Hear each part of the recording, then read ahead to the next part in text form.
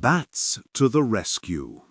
How Madagascar's bats are helping to save the rainforest. There are few places in the world where relations between agriculture and conservation are more strained. Madagascar's forests are being converted to agricultural land at a rate of 1% every year. Much of this destruction is fueled by the cultivation of the country's main staple crop, rice. And a key reason for this destruction is that insect pests are destroying vast quantities of what is grown by local subsistence farmers, leading them to clear forest to create new paddy fields. The result is devastating habitat and biodiversity loss on the island. But not all species are suffering.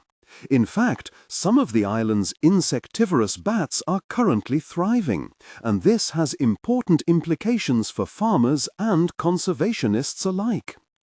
Enter University of Cambridge zoologist Ricardo Rocker.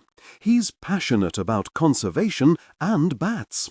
More specifically, he's interested in how bats are responding to human activity and deforestation in particular.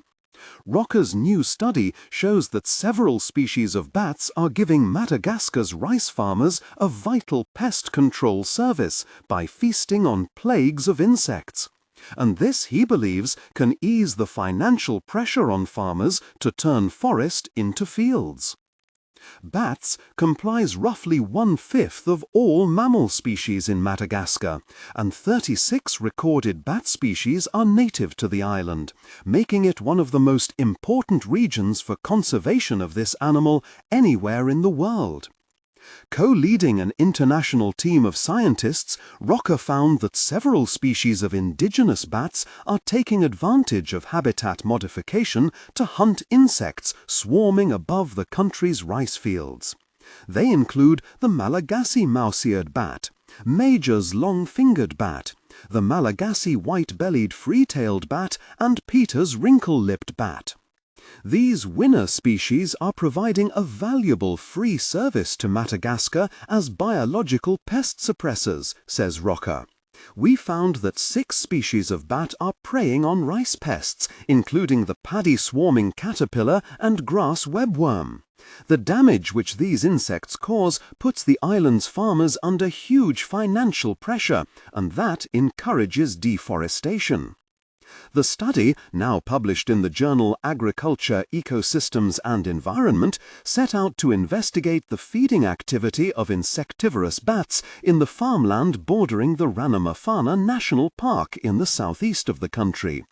Rocker and his team used state-of-the-art ultrasonic recorders to record over 1,000 bat feeding buzzes, echolocation sequences used by bats to target their prey, at 54 sites in order to identify the favorite feeding spots of the bats. They next used DNA barcoding techniques to analyze droppings collected from bats at the different sites. The recordings revealed that bat activity over rice fields was much higher than it was in continuous forest, 7 times higher over rice fields which were on flat ground and 16 times higher over fields on the sides of hills, leaving no doubt that the animals are preferentially foraging in these man-made ecosystems. The researchers suggest that the bats favor these fields because lack of water and nutrient runoff make these crops more susceptible to insect pest infestations. DNA analysis showed that all 6 species of bat had fed on economically important insect pests.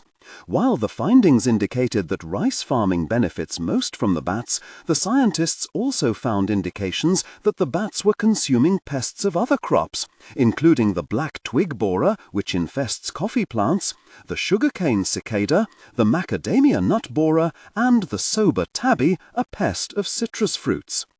The effectiveness of bats as pest controllers has already been proven in the USA and Catalonia, says co-author James Kemp from the University of Lisbon.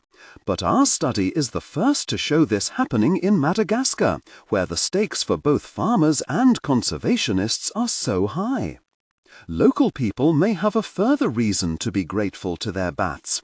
While the animal is often associated with spreading disease, Rocker and his team found evidence that Malagasy bats feed not just on crop pests but also on mosquitoes, carriers of malaria, Rift Valley fever virus and elephantiasis, as well as black flies which spread river blindness. Rocker points out that the relationship is complicated.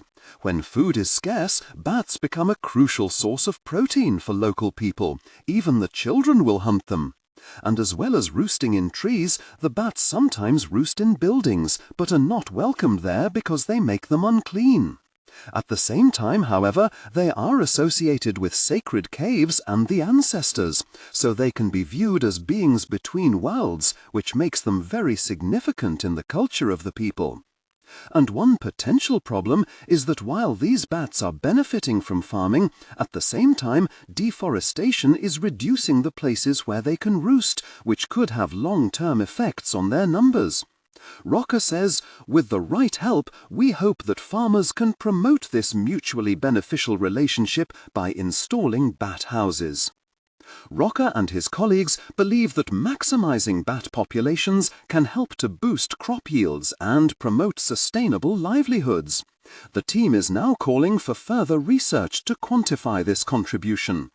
I'm very optimistic, says Rocker. If we give nature a hand, we can speed up the process of regeneration.